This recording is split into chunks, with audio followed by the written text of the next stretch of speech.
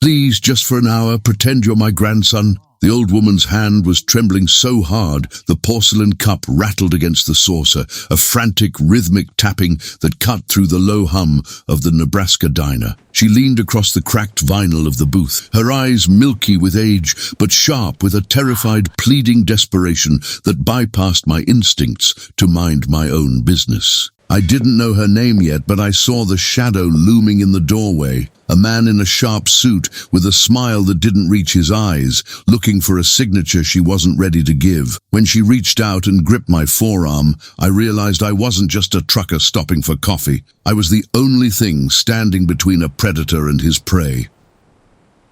You're watching Highway Stories Untold. When the world turns a blind eye to the truth, strong souls like you step up, drop your experiences in the comments, and inspire the fight. The morning had started simple enough, the kind of quiet start I usually prefer. I'd rolled into this small Nebraska town just as the sun was beginning to bleed over the horizon, painting the grain elevators in shades of bruised purple and gold. My rig, a Peterbilt that's seen more miles than most folks have seen minutes of sleep, was parked out in the gravel lot of the Rusty Hub, a diner that looked like it hadn't changed its menu or its upholstery since the Eisenhower administration. I was ahead of schedule on a load of specialized medical equipment heading for Denver, and the thought of a real plate of eggs and a coffee that didn't taste like burnt plastic was enough to make me pull the air brake. I like diners like this. They have a rhythm, a steady pulse of clinking silverware and low-frequency local gossip that reminds you the world is still turning, even when you've been isolated in a cab for 14 hours. I took a seat in a corner booth, the kind that gives you a clear view of the front door and the cash register. It's an old habit, a leftover from my time as a major. You never really stop scanning the perimeter, even when you're just looking for a bottle of hot sauce. The waitress, a woman named Martha, with a name tag that was slightly crooked, brought me a coffee without me having to ask. She had the tired, kind eyes of someone who'd seen it all and still decided to get out of bed. I was halfway through my second cup, watching the dust motes dance in a shaft of morning light when the bell above the door chimed. An elderly woman shuffled in. She was dressed in a Sunday best that had seen better decades, a floral print dress and a knitted cardigan, despite the rising heat outside. She looked fragile, like a piece of parchment paper that might tear if the wind caught it. But it wasn't her age that caught my attention. It was the way she moved. She wasn't just walking, she was retreating. Every few steps, she'd cast a glance over her shoulder, her breath coming in short, shallow hitches. She scanned the room, her eyes darting from the construction workers at the counter to the young couple in the corner. When her gaze landed on me, something shifted. It wasn't relief, not exactly. It was more like a drowning person spotting a pier. She made a beeline for my booth, her movements jerky and frantic. Before I could even offer a nod of greeting, she slid into the seat opposite me. Her scent was a mix of lavender and old-fashioned peppermint, but beneath it was the sharp, metallic tang of cold sweat. "Please," she whispered, her voice a reed-thin tremor. "Please pretend you're my grandson. Just talk to me. Don't let him take me back yet. I've seen a lot of things on the road. I've seen accidents that would turn your hair white, and I've dealt with hijackers who thought a trucker was an easy mark. But the raw, unadulterated fear in this woman's eyes hit me harder than any physical threat. I didn't ask questions. I didn't hesitate. I reached out and covered her hand with mine, feeling the brittle bones and the frantic pulse beneath her skin. "It's okay, Grandma," I said, my voice dropping into that calm, steady tone I used to use when a unit was under fire. "I've been waiting for you. How was the drive?" Her eyes welled up, a single tear tracing a path through the deep wrinkles on her cheek. "Oh, Michael," she sobbed softly, playing along with a desperation that broke my heart. "I was so worried I'd miss you. The traffic was so much." I squeezed her hand. "You're here now. That's what matters." Out of the corner of my eye, I saw the door open again. A man stepped in. He was in his late 30s, wearing a suit that was too expensive for this town, and a haircut that cost more than my weekly fuel budget. He looked like a fixer, the kind of person who makes problems disappear for people with deep pockets. He scanned the diner with a predatory efficiency, his eyes narrowing when he spotted the old woman. He didn't see a grandmother. He saw a ledger entry. He saw an obstacle. He started toward our table, his gait confident, almost rhythmic. He had a smile plastered on his face, the kind of expression that's meant to look reassuring, but only succeeds in looking like a threat. I watched him approach, my internal clock starting to tick. This was the moment where most people would look away, would mind their own business, would let the family matter resolve itself. But I'm not most people, and I've never been very good at minding my own business when I see a wolf circling a lamb. The man reached the edge of our table. He didn't look at me. He looked directly at the woman, his voice smooth and dripping with a condescending sweetness that made my skin crawl. "Mrs. Gable, there you are. We've been looking everywhere for you. You gave the staff quite a scare, slipping out of the facility like that." The woman, Mrs. Gable, shrunk into the back of the booth. She looked like she wanted to disappear into the vinyl. I wanted to see my grandson," she stammered, her voice failing her. The man finally turned his gaze to me. It was a cold, calculating look, the kind that tries to measure a man's worth by his clothes and his calluses. He saw the flannel shirt, the work-worn hands, and the shadows under my eyes. He thought he saw an old trucker. He thought he saw a man he could bully with a few big words and a bit of legal-sounding jargon. "And who might you be?" he asked, his tone shifting to one of bored authority. I didn't move. I didn't blink. I just took a slow sip of my coffee, let the heat settle in my throat, and set the cup back down with a deliberate, heavy click. "I'm the grandson she was talking about," I said, my voice level and hard. "And you're the person who's interrupting our breakfast." The man's smile flickered just for a second before hardening into a mask of professional irritation. "Listen, Mr. whatever your name is, Mrs. Gable has severe cognitive issues. She's a resident at the Willow Creek estate. She's confused. She doesn't have a grandson named Michael. She doesn't have any living relatives at all." He reached out, his hand moving toward Mrs. Gable's arm, his fingers crooked like talons. "Now, Mrs. Gable, let's go. The car is waiting and we really need to get those papers signed before the afternoon." "She said she's staying," I said. It wasn't a suggestion. It was a fact. He paused, his hand hovering inches from her sleeve. He looked at me again, this time with a flash of genuine anger. "You're interfering with a medical transport, sir. That's a serious offense. I suggest you step back and let me do my job." I felt the shift in the room. Martha, the waitress, had stopped clearing a table. The construction workers had turned around on their stools. The air in the diner grew thick, the silence stretching out like a wire pulled to the breaking point. I looked at Mrs. Gable. She was looking at the man's hand with a terror so profound it was physical. She wasn't confused, she was being hunted. "I'm not stepping anywhere," I said, my voice echoing in the quiet diner. "But you are. You're going to walk back to that door, get in your car and leave. Because if you touch her, you and I are going to have a very different kind of conversation." The man laughed, a short, sharp sound that held no humor. "You're a trucker, aren't you? You think a big rig and a loud voice make you a lawyer. I'm the administrator of her estate. I have the legal right to ensure her safety." "Safety?" I asked, my eyes dropping to the folder tucked under his arm. "Is that why you're so worried about papers being signed? Is that why she's shaking like a leaf the moment you walk into the room?" He stepped closer, trying to use his height to intimidate me. He was tall, but he lacked the density of a man who'd actually worked for a living. He was all surface tension. "I don't have time for this. Mrs. Gable, come now." He grabbed her arm. It wasn't a gentle lead. It was a rough, possessive snatch. Mrs. Gable let out a small, choked whimper. I didn't think.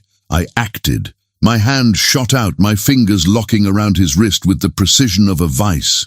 I didn't squeeze hard enough to break bone, but I squeezed hard enough to let him know exactly what would happen if he pushed further.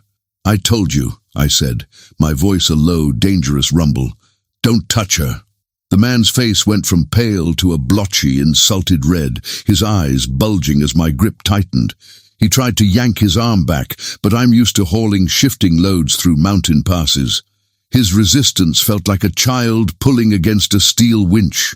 I didn't raise my voice. I didn't have to.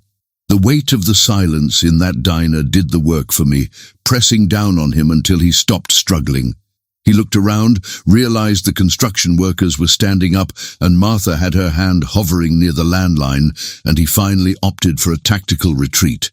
You have no idea what you're doing, he hissed, pointing a trembling finger at me while he smoothed his suit jacket. That woman is a ward of the state. You're kidnapping her. I'm calling the sheriff, and when he gets here, your grandson act is going to land you in a cell so small you'll forget what the sky looks like. He turned on his heel and stormed out, the diner door's bell jangling with a frantic metallic sharpness. Mrs. Gable let out a breath that sounded like a collapsing lung, her entire body sagging against the booth. I let go of her hand slowly, giving her space, but I didn't take my eyes off the window. I watched him pace beside a black sedan, his phone pressed to his ear, his free hand chopping through the air as he talked. Are you okay, Mom? I asked, sliding a glass of water toward her. She took a sip, her teeth clicking against the rim. He's telling the truth about one thing, Michael, or whatever your name is. I don't have anyone left. My husband passed 3 years ago, and my son, he didn't come home from the sandbox. She looked at the tattoos on my forearm, her eyes softening with a recognition that went deeper than the moment. You served. I can tell by the way you stand, like you're waiting for a ghost to jump out of the shadows. I nodded once, a sharp, tight movement. Major Mercer, but folks call me Jack. They're trying to take my farm, Jack, she whispered, her voice gaining a sudden, desperate clarity. The Willow Creek estate, it isn't a home, it's a cage. They wait for widows like me, people with no one to check the paperwork, and they start managing our assets. She pulled a crumpled, yellowed envelope from her cardigan pocket. I found this in the administrator's office when the cleaning lady left the door unlocked. It's a deed transfer. They've already listed my land for auction, but I never signed a thing. I took the envelope, my thumb tracing the official seal of the county clerk. I spent years reading manifests and logistics reports. I knew the look of a rushed, fraudulent document. The signature at the bottom was a shaky scrawl that didn't match the elegant, firm handwriting on the thank you note she'd been writing in her lap before I arrived. This is a land grab, I muttered, the cold anger in my chest hardening into a sharp edge. And that man outside isn't a doctor, he's a shark. The sheriff is his cousin, she said, her hope flickering out like a dying candle. That's why I ran. I thought if I could get to the city, to a real lawyer, but I couldn't even make it past the diner. The sound of a siren began to wail in the distance, a thin, lonely sound that grew louder with every heartbeat. The black sedan hadn't moved, but the man in the suit was now leaning against the hood, a smirk playing across his face like a bruise. He thought he had the high ground. He thought he had the law on his side. You have to go, Jack, she said, her voice dropping to a whisper, a plea. You don't need this. You have a truck to drive. You have a life. I looked out the window at the swirling dust on the horizon. I thought about the thousands of miles of blacktop I've put behind me, the countless lonely nights, and the many times I just kept driving while the world's injustices stayed in my rear view. I looked back at her, at the way she was holding that water glass like a shield, and I knew I wasn't going anywhere. I'm already parked, Mom, I said, a faint, grim smile touching my lips. And I don't like it when people try to rush the paperwork. A white cruiser with sheriff's department emblazoned on the side roared into the lot, its tires kicking up a cloud of Nebraska gravel that pelted the side of my rig. The man in the suit straightened up, his eyes gleaming with a malicious anticipation. He was already pointing at the diner, his mouth moving in a torrent of lies I could almost hear through the glass. Wait here, I said, my voice quiet but firm. I stood up, the floorboards creaking under my boots. I walked toward the door, my heart a steady, slow drumbeat in my chest. I knew what I was walking into. A small-town power play, a web of favors and corruption. But I had something they didn't. I had a receipt they hadn't counted on, a piece of truth that was going to turn this entire situation on its head. I stepped out into the blinding Nebraska sun, the heat washing over me like a physical blow. The sheriff was already out of his car, a heavy-set man with a badge that looked too small for his chest and a hand resting on his holster. He looked like he'd already decided I was the villain, and he was just waiting for a reason to prove it. "You, the one who's been harassing Mrs. Gable?" he barked, his voice like gravel in a blender. "You the one who thinks he can just snatch a ward of the state out of a medical transport?" I didn't answer right away. I just looked at him, then at the man in the suit, and finally at the black sedan. I took a deep breath, the smell of dry earth and diesel filling my lungs, and I knew the next few minutes were going to change everything. The sheriff didn't wait for an explanation. He stepped into my space, his chest puffed out, trying to use his bulk to force me back against the diner's wood-paneled exterior. "I asked you a question, son," he growled, his hand tightening on the leather of his holster. "You got a habit of kidnapping old women, or is today just a special occasion?" The man in the suit, who the sheriff called Cousin Elias, stood behind him with his arms crossed, a look of smug triumph on his face. "He's dangerous, Sheriff," Elias chimed in, his voice oily and loud enough for the gathering crowd to hear. "He physically assaulted me inside that diner when I tried to protect Mrs. Gable's health. He's probably some drifter looking for a payout." I didn't move. I kept my hands visible, resting them casually on my belt, my eyes locked on the sheriff's. "Sheriff, you might want to slow your roll," I said, my voice dropping into that low command presence resonance. "Before you take his word for gospel, you ought to look at the paperwork she's carrying, or better yet, look at the dashcam footage from my rig." The sheriff scoffed, glancing at my Peterbilt. "I don't care about your hobby films, trucker. I care about the fact that you're interfering with a legal conservatorship." "Is that what we're calling it now?" I asked, tilting my head toward Elias. "Because from where I'm standing, it looks like a land grab involving forged signatures on a deed transfer for the Gable farm." I felt the heat of the Nebraska sun beating down on the asphalt, but inside I was ice cold. I've dealt with insurgent leaders who had more honor in their pinky finger than these two had in their entire family tree. Elias's face went from smug to ghostly white in a heartbeat. He stammered, his professional mask finally cracking under the weight of the accusation. That's a baseless accusation. Those documents are private. You have no right to see them." "Not when they're used to commit a felony," I countered, stepping closer until the sheriff had to decide whether to draw or back off. I reached into my pocket and pulled out my phone, tapping the screen to pull up the live link from my truck's security system. "See? I've got a 360-degree high-definition feed running on that rig 24/7.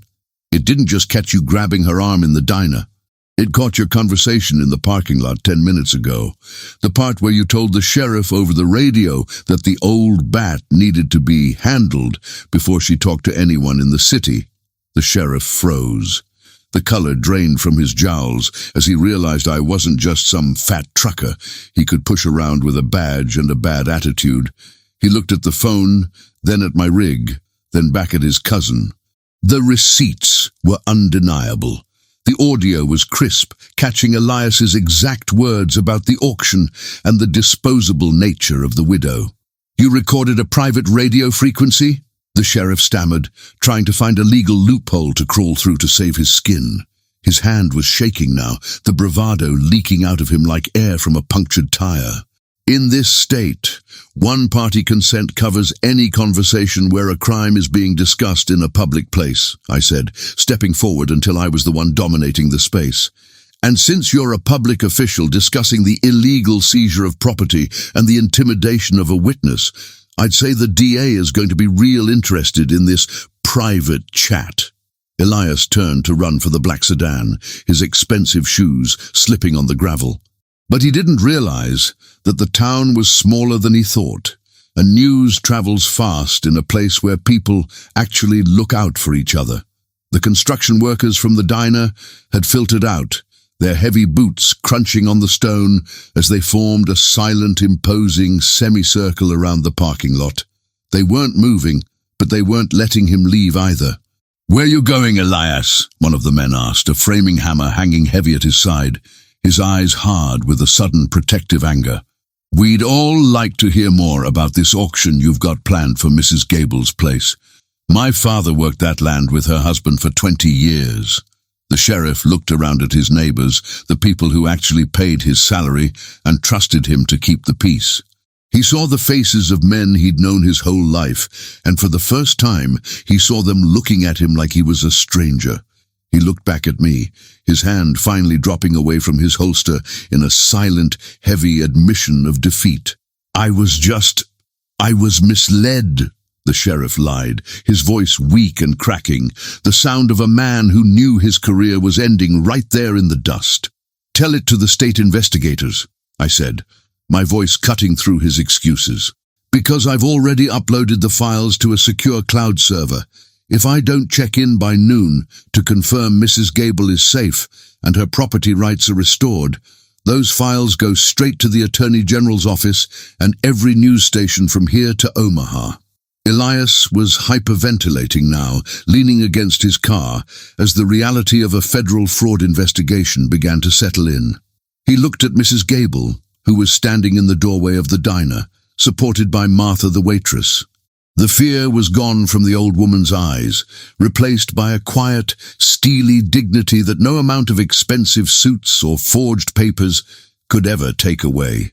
"You can't do this," Elias whispered, but it was a plea, not a threat. "I already did," I replied, pulling out a cigarette I didn't intend to light, just to give my hands something to do besides making a fist. "Now, Sheriff, I suggest you take your cousin into custody for attempted fraud and elder abuse. Unless you want to be processed in the same transport." The silence that followed was absolute, broken only by the ticking of my truck's engine cooling down and the distant call of a hawk circling high above the fields. I stood my ground, a middle-aged trucker with nothing but the truth and a dashcam, watching the powerful crumble because they underestimated the one person they thought didn't matter. The sheriff's hands were visibly shaking as he reached for the silver cuffs on his belt, the metal jingling with a hollow, defeated sound that echoed across the gravel lot. Elias looked like a man watching his entire world dissolve into the Nebraska dust, his mouth hanging open in a silent plea that no one was interested in hearing. I stood by the door of my Peterbilt, my shadow stretching long and dark across the pavement, watching the power dynamic flip in a way that felt as inevitable as a mountain slide. It wasn't just about the dashcam or the audio, it was about the fact that a bully had finally run out of room to lie. "Turn around, Elias," the sheriff muttered, his voice stripped of all its earlier authority. "I can't cover this, not with the cloud server involved, not with the town watching." I watched as the cuffs snapped shut over Elias's soft, manicured wrists, a sharp contrast to the rough, grease-stained hands of the men who stood in a circle around us. This was the receipt in its most physical form, the moment where denial turns into total collapse. I could see the gears turning in the sheriff's head, wondering how much of the fallout would land on his own doorstep. But for now, he was doing the only thing that might keep him out of a jumpsuit alongside his cousin. I walked back toward the diner, my boots crunching on the stone with a steady, deliberate rhythm. Inside, the air was cooler, smelling of frying onions and relief. Mrs. Gable was sitting back in the booth, her hands finally still, her eyes fixed on me as I approached. Martha had placed a fresh slice of apple pie in front of her, the steam rising in a thin, fragrant curl. "It's over, Mom," I said, sliding back into the seat opposite her. "The sheriff is processing him now. The state police are on their way to take over the investigation into Willow Creek." She looked at me for a long time, her gaze searching my face as if trying to memorize the features of the grandson she'd invented out of thin air. "You didn't have to stay, Jack," she whispered, her voice thick with an emotion she didn't try to hide. "Most people would have just finished their coffee and kept driving." I looked out the window at my rig, the chrome shining in the harsh midday light. "I've spent a lot of my life driving away from things, Mrs. Gable," I said, the words feeling heavy in my chest. "Sometimes you just reach a point where the road doesn't matter as much as the person standing on it." The diner door opened again, and this time it wasn't a threat. 2 state troopers walked in, their uniforms crisp and their expressions professional. They looked past the locals and headed straight for our booth. One of them, a man with graying temples and a steady gaze, gave me a brief, sharp nod, the kind of look one veteran gives another when the job is done. "Major Mercer?" he asked, his voice low and respectful. "We've secured the digital files you uploaded. Our digital forensics team in Omaha is already pulling the deleted metadata from the Willow Creek server." Mrs. Gable's breath hitched. "They can find the real papers?" "They'll find everything, Mrs. Gable," the trooper assured her, placing a comforting hand near her arm, but giving her plenty of space. "Mr. Elias here wasn't nearly as clever as he thought. He left a financial trail a mile wide through the county deed office." I watched as they took her statement, Martha sitting beside her to provide a familiar face. I took the opportunity to step back out to the parking lot. The air was beginning to cool as the afternoon shadows lengthened across the fields. I saw Elias being shoved into the back of a transport van, his suit now wrinkled and his dignity long gone. He caught my eye for a split second, a look of pure, unadulterated hatred, but I just leaned against my fender and watched him go. He was a small man who had tried to play a big game by hurting someone who couldn't fight back. A few of the construction workers approached me as I stood there. "Nice work with the camera, trucker," the one with the hammer said, offering a calloused hand. "We always knew Elias was a snake, but we didn't have the proof to pin him down. He's been squeezing the elders in this county for 5 years. Sometimes the truth just needs a little help getting to the surface," I replied, shaking his hand. I walked over to the sheriff's cruiser. He was sitting in the driver's seat, staring through the windshield at nothing. I tapped on the glass, and he rolled it down slowly. "You have a choice, Sheriff," I said, my voice barely above a whisper so the bystanders wouldn't hear. "You can go down with him, or you can start talking about who else in that county office was getting a kickback from these auctions." He didn't say anything for a long moment, his jaw working as he weighed his options. Then he looked at the diner, at the people he was supposed to protect, and finally back at me. "The notary," he croaked. "She was in on it. And the clerk at the estate office." "Tell the troopers," I said, walking away. I stayed until the sun began its slow descent toward the horizon, making sure the paperwork for Mrs. Gable's temporary protection was filed, and that a real lawyer, one from the city with no ties to the local circle, was on the way. I gave her my phone number, written on the back of a fuel receipt, and told her to call if the shadows ever started circling again. "Thank you, Michael," she said, as I stood up to leave, using the name again with a small, knowing smile. "Any time, Grandma," I replied, tipping my cap. I walked out to my truck, the heat of the day finally beginning to break into a pleasant Nebraska evening. The lot was mostly empty now, save for a few locals who nodded as I climbed into the cab. I settled into the seat, the familiar smell of leather and old coffee wrapping around me like a worn-in jacket. I checked my mirrors, engaged the air brakes, and listened to the deep, rhythmic thrum of the engine coming to life. The road was calling, the long stretch of blacktop that was my true home. I pulled out onto the highway, the diner fading into a small speck in my rearview mirror, a lone lighthouse in the sea of grain. I thought about the farm that still belonged to a widow, and the man in the expensive suit who was currently learning the true cost of a forged signature. The road ahead was long, stretching out into the dark heart of the plains, but for the first time in a few hundred miles, the weight on my shoulders felt a little lighter. I wasn't just moving freight anymore. I was moving on, carrying the memory of a woman who needed a grandson, and the knowledge that sometimes the quietest man in the room is the one you should fear the most. Justice had been served, not by a miracle, but by a series of choices. Choices made by a waitress who didn't look away, by a town that stood its ground, and by a trucker who decided that his schedule wasn't as important as a woman's dignity. I shifted through the gears, the Peterbilt gaining speed as the first stars began to pierce the twilight. I was back in my lane, heading toward Denver, but I knew a part of me would always be back in that diner, sitting in a cracked vinyl booth, pretending to be a grandson for a woman who deserved the world. I drove through the night, the rhythm of the tires on the expansion joints acting as a metronome for my thoughts. The Nebraska plains were dark, save for the occasional cluster of farmhouse lights that looked like fallen stars against the black earth. I thought about the empty seat in my cab and the way Mrs. Gable had looked when she realized she wasn't alone anymore. In this job, you see a lot of people who are just passing through, souls drifting from one place to another with nothing to hold on to. But today, for a few hours in a dusty diner, I'd been more than a driver. I'd been a witness, a protector, and for a moment, the family a lonely woman needed to survive a wolf in a suit.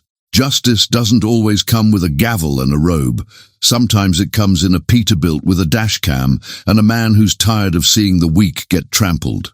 As the sun began to peek over the eastern horizon, painting the sky in shades of hope, I knew I'd be thinking about Michael and his grandmother for a long time.